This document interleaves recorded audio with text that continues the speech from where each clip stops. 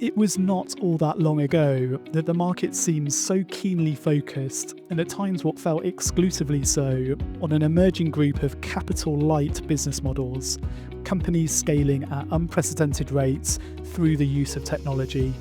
Whether it be new retail brands reaching large consumer bases without any physical stores, media streaming services, or global taxi and delivery firms which don't own a single vehicle. Many of these businesses continue to thrive. However, the emphasis has shifted considerably, and the market drivers more recently have been dominated by the highly capital-intensive build-out of AI capacity, with McKinsey estimating that a staggering near $7 trillion of capital outlay will be needed by 2030 in order to keep up with the demand for compute power. The scale of these numbers will clearly impact many areas of the market. We continue to encourage investors to look to diversify from the first order and well-bid narrow group of beneficiaries of this spend, and to look beyond. As an example, many of the barriers to entry for data center rollout is in the supply of the considerable energy needed to power them, the utilities to run them, the land and resource to build them, and in the interconnectors to the major customers.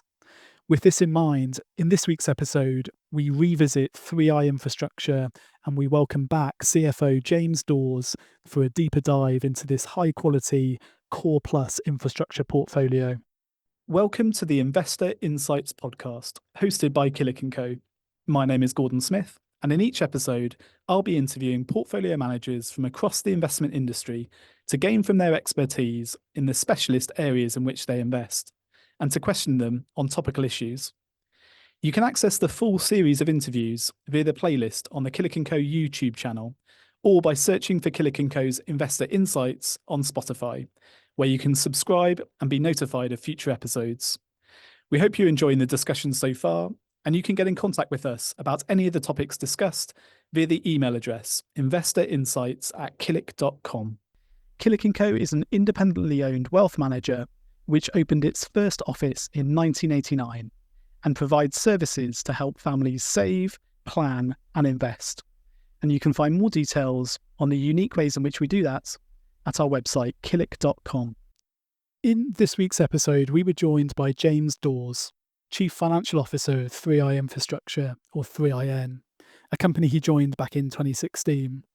James was a guest on one of the early episodes of the Investor Insights series, episode 8, and we talked through some of the key features of the strategy in that conversation, which is still highly relevant today, in my opinion, for anyone less familiar with the company. Today, we take a slightly deeper dive and discuss some recent updates from the portfolio. 3i Infrastructure is now a £3.4 billion market cap London main market listed investment trust, which takes controlling stakes in private operating businesses within the infrastructure sector. This was a timely discussion as we recorded it on the morning of the announcement from the boards of both HICL Infrastructure and the Renewable Infrastructure Group, TRIG, withdrawing the previously proposed combination.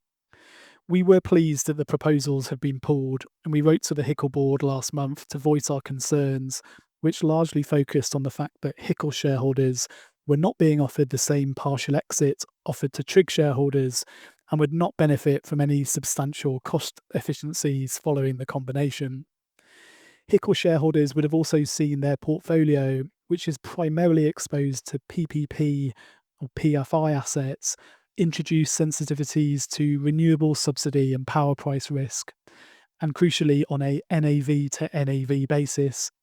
This is at a time when the UK government is consulting on a potential change to the indexation of renewable obligation certificates, or ROCs, the potential implications of which have introduced uncertainty over near-term valuations of renewable energy generation assets and dented sentiment to the sector in recent months. And this has extended the relative valuation discount of TRIG shares over HICL. Despite them often being grouped together, there are several very important differences between the 3IN portfolio and that of HICL and indeed TRIG's. I discussed this with James towards the end of the conversation, but it is noteworthy that one of the rationales for InfraRed the investment manager of both Hickle and Trig in looking to consolidate these two portfolios was to better facilitate the evolution of the combined portfolio towards higher return capital gain investments, which is arguably more suitable for the current investment environment and the shareholder base.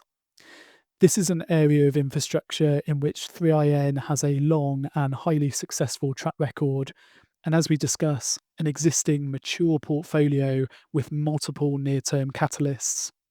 3IN has been a core holding in our alternative allocation investment strategy since its launch, and on our recommended list also. Please get in contact if you would like to receive our recently updated research note for more detail or for more information about the managed strategy. James, good morning. Thank you so much for spending time for this. How are you doing today? I'm very well, Gordon. Thank you. And it's great to be back on this podcast. Yeah, I should say you're our first returning guest, so it's delighted to have you back on. I thought we go into a few other areas. Obviously, the episode you did for us, I think back in episode 8, so we're now kind of 60 odd episodes in on this now. So yeah, good to have you back. We embarrassingly haven't really changed our first question, which is a kind of standard question that we ask everybody, and it kind of tries to get a bit to know kind of how you go about your work, really. And I think you gave a book recommendations in the first episode, but we asked people if there's a kind of anecdote from a recent meeting or something that they've read recently that they could share, just to give us a bit of an insight into what you guys are looking at. Yeah. Okay. Yeah, I gave some thought to this one. So I listen to a lot of podcasts, as I'm sure the listeners to this podcast do. And I was listening to something recently that had Satya Nadella, the Microsoft CEO, on, and he was talking about their most recent sort of data center complex called Fairwater. And he was saying that the power capacity of that, because these things are often measured in the power capacity rather than the number of GPUs or whatever. Power capacity is 2 gigawatts. And Great Britain as a whole runs at demand of about 30 to 40 gigawatts, depending on the time of day. That's the sort of normal run rate for this whole country. And so this one data center is 5% or more of the demand for the whole of Great Britain. I think it's a pretty extraordinary statistic, and shows that the size of these things that's being built out at the moment. I think it's quite relevant for our sector, where we've got energy generation within this portfolio, and also sort of connectivity for data centers. Yeah, absolutely. Yeah, when you delve into some of these numbers, they are extraordinarily large in some cases. Yeah, absolutely. Yeah, thank you for that. So James, I wonder if we could delve straight into the portfolio, if I may, and kind of go into a bit more detail into some of the investments that you've got in the portfolio. And last month you obviously did the half year report, and TCR I think was one of the kind of standout names in the portfolio. It's obviously the largest holding in the portfolio, and also one of the more prominent drivers of recent returns. I wondered if I could ask you to kind of discuss that investment, give us an update on the progress that's been made there, and also maybe some of the kind of the key drivers that's led to that recent uplift in valuation. Can you maybe talk us through that? Yeah, TCR has been a fantastic investment for this company. We bought into it in 2016, so around about when I joined the company. And we went into it at the time alongside another fund manager, so DWS's infrastructure fund. 3IN was a lot smaller back then, and it couldn't have done the whole ticket itself. So we've been on quite a long journey with this investment. It's a business that leases ground support equipment to airlines, ground handlers, and sometimes airports. So it's all the kit that you see around the plane when you're traveling. You'll often see the TCR logo on the steps or on the baggage trolleys or the tractors, whatever. And when we bought into it, it was 95 airports it was operating within, and it grew, and it performed extremely well through COVID. So when we first bought into it, people thought it was at the more exotic end of infrastructure. So airports would have been considered to be nice core infrastructure. Everybody knew about airports, but this ground handling leasing business. That was a slightly exotic business, but it performed so well during COVID. It held on to most of its earnings. The customers, these contracts are sort of availability based contracts, so customers pay whether they're using the equipment or not. Obviously, TCR worked closely with its customers to get through the period when the airports were shut. But at the moment planes started flying again, they needed the kit, so everybody held on to their kit. So that really demonstrated the resilience and the infrastructure characteristics of the business, and it's grown really strongly since then. So we're now in 2022 we actually bought out our co-investors, so we sort of re-underwrote our investment case, and at that point we were in 172 airports, so growing from 95 to 172. We're now at 237 airports that the business is operating in, and growing further. Earnings have grown very strongly during our ownership, and that's carrying on. We've gone into new products, so sort of recent product categories is catering trucks. So we didn't previously lease catering trucks, so we do that now. We've got more some new customers. A recent contract in the US is to provide a pool of all of the equipment at New Terminal 1 in JFK. So that's a really big landmark North American contract, and that was a market that TCR's only really recently started penetrating. So these are it's just been performing fabulously. It's got a very strong management team, and so we're now at this point where we thought about what are we going to do with this business? It's set up to grow. We've done a lot of work to define the sort of future pathway of growth, and we thought that now is a good time to test the market, which is part of our strategy. We buy, we grow, and then we sell businesses. So we're having a look at, we've done a strategic review, and we're taking the business to market. We think that it's at a place that is very attractive for sort of large infrastructure funds who've raised a lot of money in recent years, and it would be a flagship asset for one of these funds. So, I'm not going to give a running commentary on where we are exactly in the process, but the aim is to get competitive tension and run a robust auction process. So that's what we're trying to do. Yeah, absolutely. I know that's clear. We'll keep an eye out for that. I think in the interims presentation, you kind of laid out just that you're able to show that it's got that path. The path that it's on is much clearer now, having kind of entered the US market and entered all of these markets. So the business is kind of ripe to kind of show off as a flagship asset, as you said, I guess. So yeah, that's and the growth is actually more. It's not growth in air traffic. It's actually the growth comes from more people leasing the kit rather than owning it themselves. I think globally, there's one stat that we came when we were sort of defining the growth pathway. It's somewhere between 10 and 15% of the equipment globally is leased. So the vast majority is still owned by the operators. So we think it makes sense for leasing to grow as a share of that market. I was going to ask you about equipment as a service kind of businesses and the business model there. Obviously, TCR is kind of a prime example of that. But I've heard you and the team kind of reference equipment as a service and the attractions of those types of business models quite a few times, in particularly in recent years. Could you kind of talk us through kind of the reasons why that they make such compelling investments in kind of the area of infrastructure that you're looking at? Yeah, so we talk about the jargon is core plus infrastructure. So, which is TCR is a good example. It's not just owning the asset. You're doing something with the asset. So there's sort of a full service rental contract where you're providing maintenance, and there's something that you as a business are doing alongside just the ownership of the asset. And it may be in our business models that we've got sort of energy generators where we're owning assets, but we're also running the assets, and it's quite different from owning like a portfolio of solar panels. You've got a business that actually develops the solar parks and maintains them and that sort of thing. But on the leasing side, it's not just ownership of the asset. You're doing something with the asset. You're maintaining it. You're providing a service to customers, and that makes it very sticky for the customers.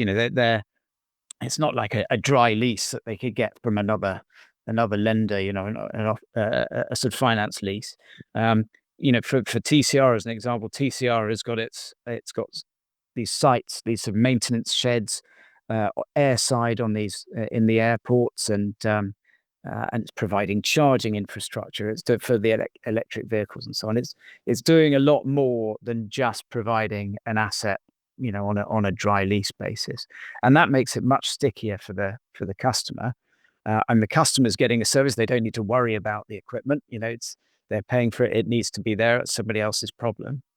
But for a company like TCR or other businesses in our portfolio, that it's the visibility of earnings that comes from having a very sticky customer contract. There's no reason for them to move. They're getting the solution provided to them. But then on the asset side, infrastructure investors love capex, love growing fleets and deploying capex. And then the ideal in our portfolio is where we're deploying capex to contracts. So we've got a contract with a customer, and we then buy the assets or build the assets to that contract. So it's immediately sort of accretive to earnings for our businesses. It's not speculative development. It's not build it and they will come. We built it because they've already signed a contract with us. So that's what we like. And growing fleets is a good way of deploying capex. Yeah, no, thank you for that. I wonder if we could move on. You can't get through a podcast episode without talking about AI and AI capex. I mean, it's kind of dominated investment markets for quite a while now. I wonder if you can maybe talk us through how the 3IN portfolio is kind of exposed to that theme. There's kind of a few businesses which directly and indirectly are kind of exposed there. And I also wonder, you can't really open kind of financial press at the moment without some market commentators talking about just the level of performance, heightened valuations, and just kind of, I mean, bubble talk, really. A lot of people talking about that. I'll be interested in kind of your take on those concerns from the perspective of an infrastructure investor. There kind of signs of excess capacity or exaggerated valuations that you're seeing from your side? Yeah, so I mean, valuation and pricing discipline is a key part of being an investor, and it's absolutely key for 3i as the manager of 3i Infrastructure.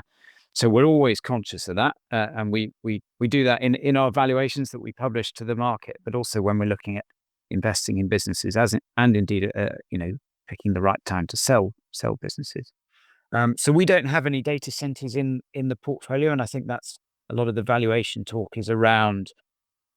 The AI companies are the sort of hyperscalers and indeed the data centers that they own, and the speed of sort of rollout and the speed of depreciation actually of the computer equipment within those data centers. So that's a lot of the bubble talk, and as I say, there are lots of podcasts on that as well. The way we're playing it at the moment is through connectivity. So we've got 3 businesses in the portfolio. One which is called Flag, sort of connects countries and continents. So it goes, the main value in the network, it's a subsea fiber network, goes from Europe through the Middle East to Asia. And that's the way we're playing that. So the customers would be sort of the large sort of hyperscaler customers, the Magnificent Seven type customers, but also national telecom companies and large corporates. So those are the customer bases for that. We've then got a business called Tampnet, which is connecting companies offshore. So the main customer base is sort of oil and gas majors, so large sort of creditworthy companies who have got their offshore connectivity through Tampnet's subsea fiber network. And then the third one is a business called DNSNet, which is connecting consumers, and that's in Germany. So it's a fiber to the home rollout business. And across all of those, as I said, we've maintained our sort of pricing and valuation discipline. But what we are seeing is that the demand is real. So where people are talking about, the rapid increase in demand being driven by what used to be cloud infrastructure, now it's sort of AI workloads. That is real. That we're seeing that coming through. So our customers are seeing increase in demand. So I think so long as you've maintained your valuation discipline, that it's a real phenomenon what's happening with AI. We're all using it, as a support to what we do, not to replace what we do, but it is real. James, I wonder if we can move on and kind of talk about the kind of portfolio as a whole, I guess. 3IN is often grouped alongside other London-listed infrastructure investment companies, and there's quite a wide spectrum of these, everything from kind of the more PFI or PPP kind of focused portfolios, and you've got everything from purely renewable generation and then a few other areas as well. But often they're grouped as kind of one together. I wonder if you maybe kind of talk us through, kind of reiterate the differences there, but also as a group, we have had kind of increased scrutiny over valuations and the assumptions that are kind of feeding through into the discounted cash flow models and the valuation models of the sector as a whole. Could I ask you to kind of address some of those concerns and maybe talk us through some of the key sensitivities to a 3IN shareholder, and the differences there?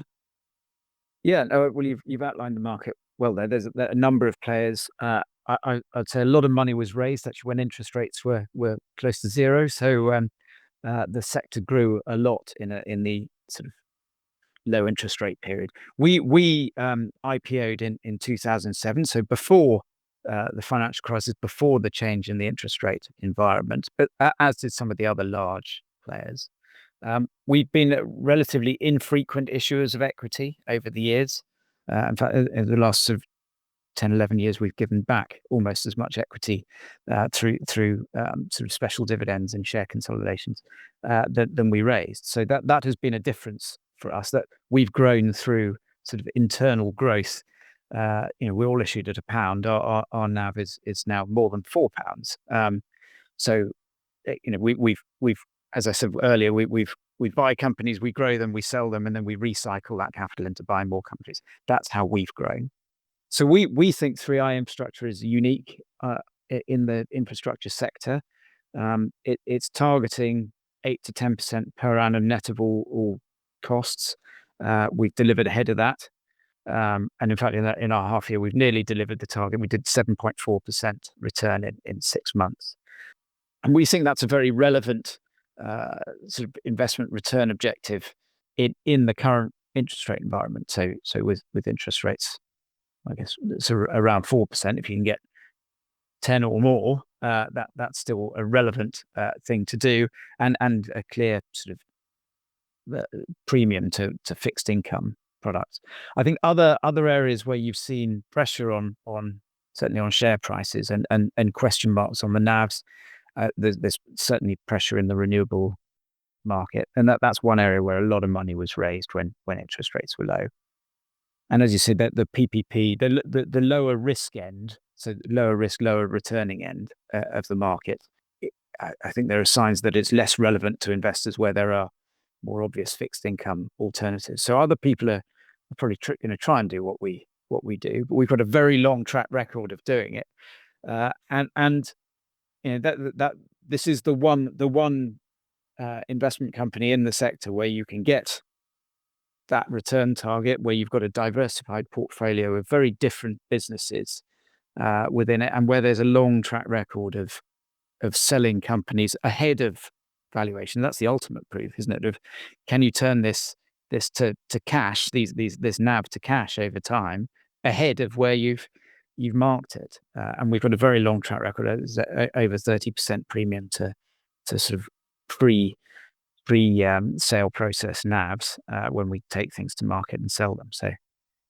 I think that's the proof. Yeah, proof in the pudding. Yeah, thank you for that.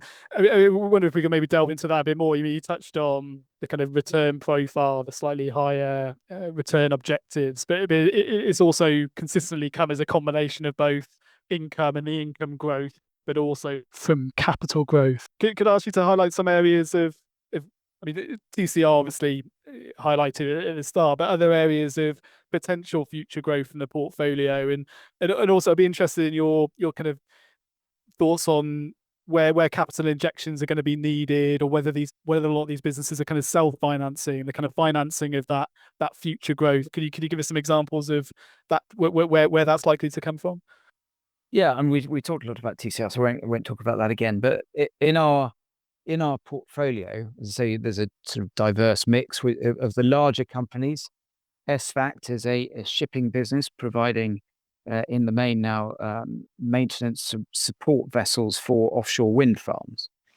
These are vessels where the SVAC crew moves the vessel around, but the maintenance engineers that maintain the turbines, who aren't SVAC employees, but they live on the vessels for a period of time, and then the vessel goes around the wind farm, and actually with stable platforms, the engineers can walk to work from the vessel onto the turbine and maintain them.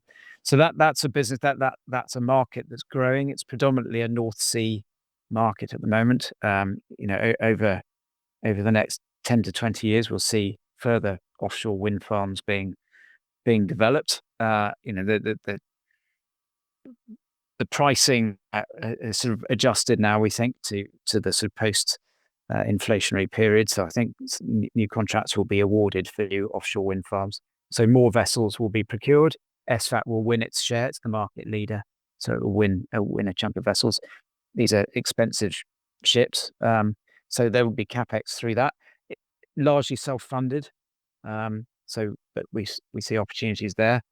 Infinis is the third largest. It's rolling out solar panels on landfill sites where it operates. This is an energy generator. Its history was generating electricity from landfill gas, so taking the methane that you can't allow to leak into the atmosphere because it's a potent greenhouse gas, and burning it through a gas turbine engine to generate electricity. That was the history of the business.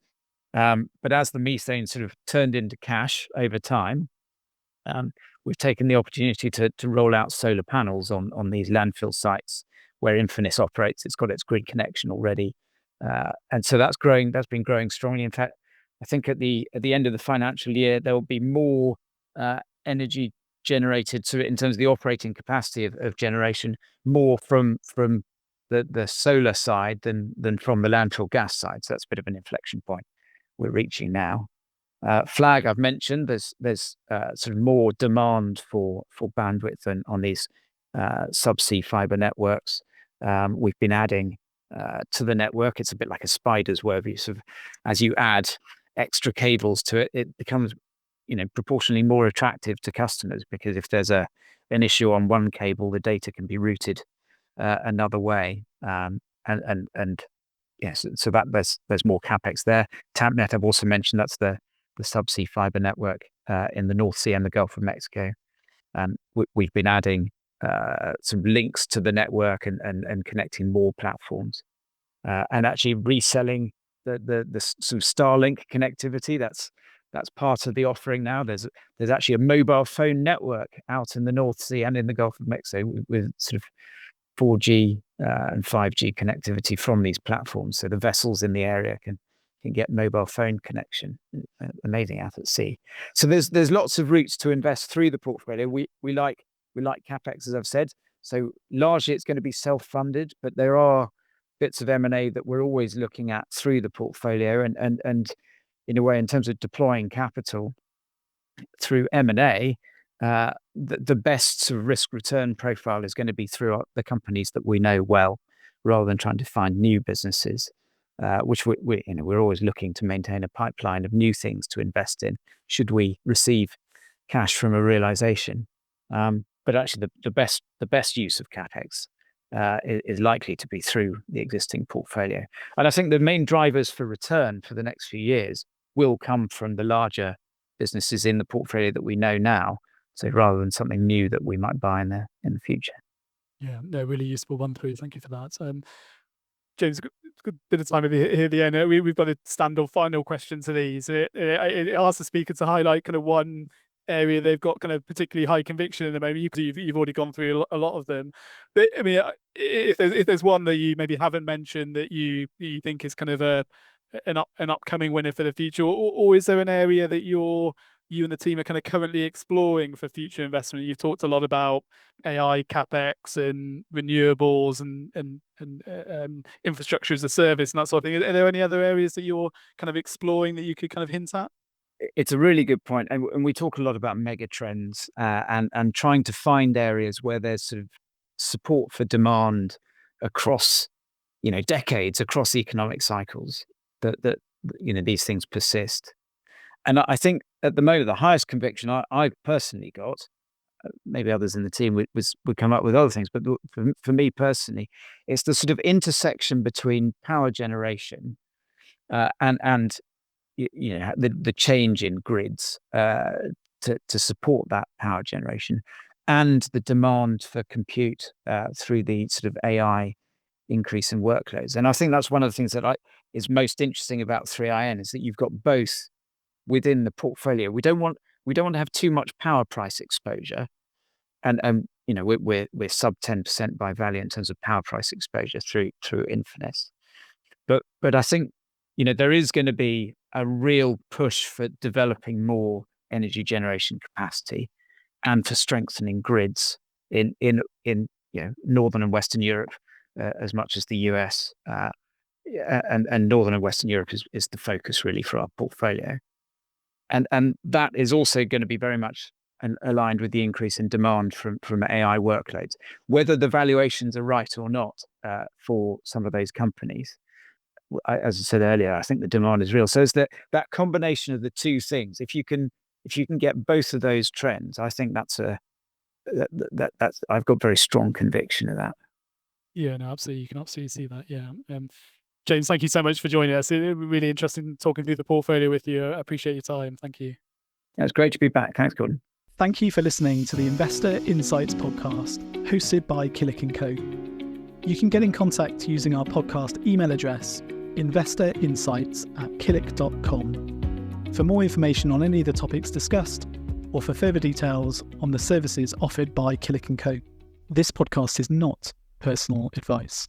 The content is intended for educational purposes only and is not investment research or a recommendation to buy or sell any financial instrument or product, or to adopt any investment strategy. The value of your investments can rise as well as fall, and you could get back less than you invested. Past performance is not a guide to future performance. The investments referred to in this podcast may not be suitable for all investors, and you should seek advice from a qualified investment advisor. Killik & Co is authorised and regulated by the Financial Conduct Authority, the FCA.